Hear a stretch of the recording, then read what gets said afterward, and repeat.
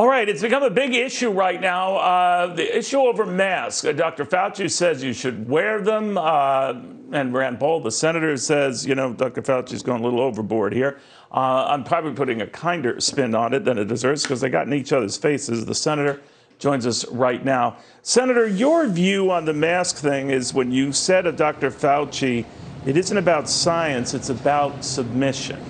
What did you mean by that? Well, you know, I think the burden should be on government. If the government's going to tell you you can't go anywhere unless you're wearing a mask, they should tell you why, and they should present the evidence. So, for example, we have about 100 million people that have gotten the vaccine now, maybe a little bit shy of that. We've got about 30 million people that have been infected.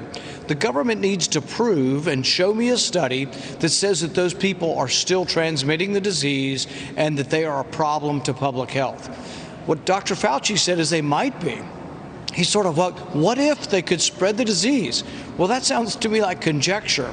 And you could look at Dr. Fauci and say, well, what if the Spanish flu comes back? Shouldn't we wear a mask every year for the rest of our life because someday the Spanish flu is going to come back? See, that's not science. That's sort of emotionalism and fear-mongering. And so Dr. Fauci needs to put up or shut up. He needs to show us the scientific evidence that it's a problem after you've been vaccinated or after you've already gotten the disease naturally. So far, there's no evidence that there's widespread disease happening from people who have already had the disease or have already been vaccinated. But in some cases, right, Senator, you can't tell, right? So someone who's been vaccinated might say, well, I don't have to wear a mask now anyway, but others might interpret that and get anxious. So where, as a doctor yourself, I mean, where do you stand on the use of masks, period, right now at this stage? Well, you know, I think I'm unequivocally for freedom, for a free society, and each individual would make their own decisions. So, I mean, if you have cancer, you might want to continue to wear a mask for all of the time. That's the way it was in the past. Those who were at risk did wear masks, and those who were not at risk didn't wear masks. So people would make that decision. And the thing is no matter how much these nanny staters want to tell us what to do, you can see it in people's eyes. I meet people all the time now in restaurants, 75 years old, and they say, I'm 2 weeks out, I'm finally free, and I'm going to restaurants again. I'm saying, good for them. I'm going to go to church again. Dr. Fauci doesn't know any of this. He's making conjecture saying, what if the South African strain is the vaccine doesn't work against them? What I say to Dr. Fauci is, show me that the variants are escaping it. Show me that there's this mass contagion going on from people being reinfected who have been vaccinated or have it again. I'll reassess. I will reassess and I will consider the data. But so far, all he's telling me is his opinion. And really their opinion is, look, they had another one of these vaccine doctors on television. He was like, oh, it's about civility. Well, civility's not science. For goodness sake, show us some evidence to back up these mandates. So what do you do when you and your wife go to a restaurant and the patron of the restaurant says, we have a mask policy when you come in, obviously you can take them off when you eat. What do you do?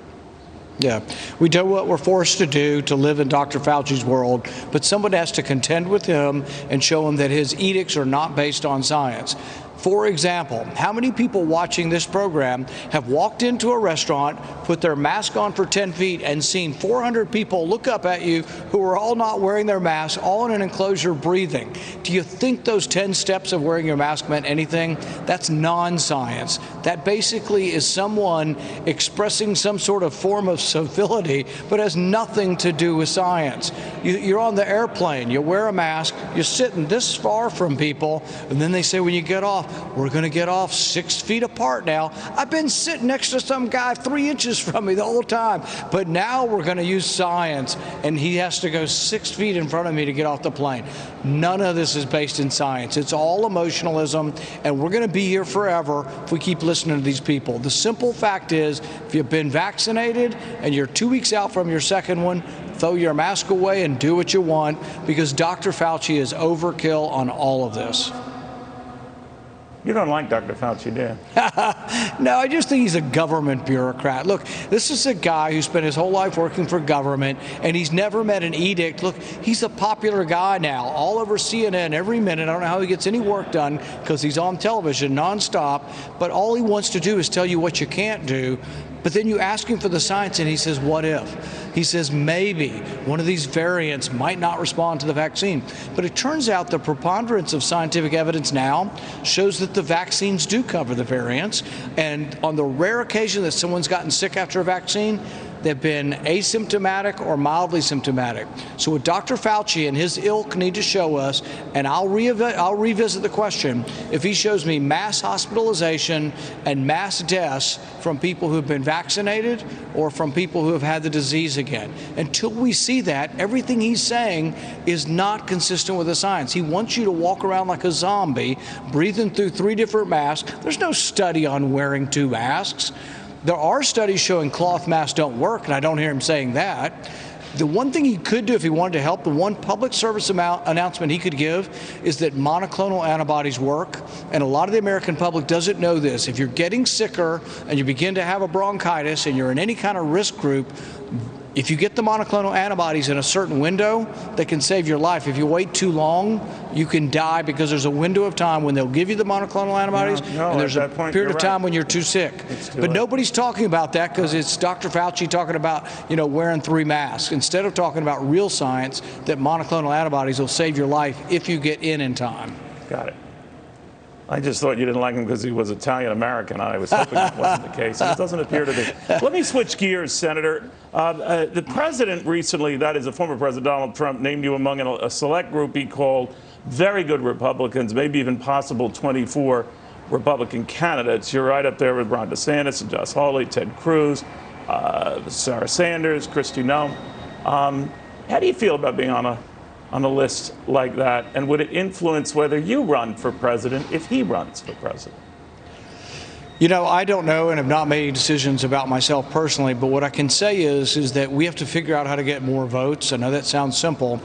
Donald Trump brought a lot of new people to our party, working class people, the salt of the earth, good people came to our party that had not been in our party before, and then some people left the party.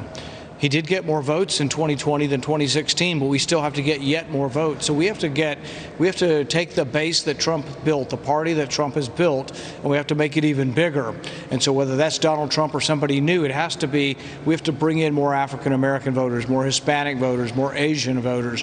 And we really have to try hard and go after many of these different groups and show them that we are a welcoming party. And I think that there's a huge potential that's untapped, particularly among Asian Americans in general. It's not a very good categorization, but if you put all Asian Americans in one group, probably 2 out of 3 vote Democrat. Certain different pockets from different countries we're doing better with, but I think as a category we should do a lot better because I think there's a lot of things that we have in common with many of these are first, second generation to our country. But I think one of it has to be that we have to show a more welcoming side to immigrants in general, particularly those who are coming to our country lawfully. Were you surprised that Mike Pence wasn't on that list? Far be it from me to figure out that, but I think that if Donald Trump runs again, I think it's going to be a field that he will, at least in the very beginning, dominate, and who knows what happens. I think if he doesn't run, I think it could look a lot like 2016, and I was there in 2016, and it was a melee of 16 to 20 candidates, depending on how you count them. But I predict a lot. Your decision, Senator, I'm sorry, sir, your decision wouldn't be influenced whether Donald Trump's in the race or not. You'd make that regardless of that. I'm up for re-election in 2022, and that's all I'm concentrating on now, and wouldn't think of anything beyond that. And for me, it's also, I think there needs to be a voice in our party, and actually Donald Trump shared some of the views that I have, that we shouldn't always be at war, that we shouldn't be in Afghanistan for another decade, that we waste so much money, that everybody's ripping us off around the world. That kind of thing there needs to be a voice for.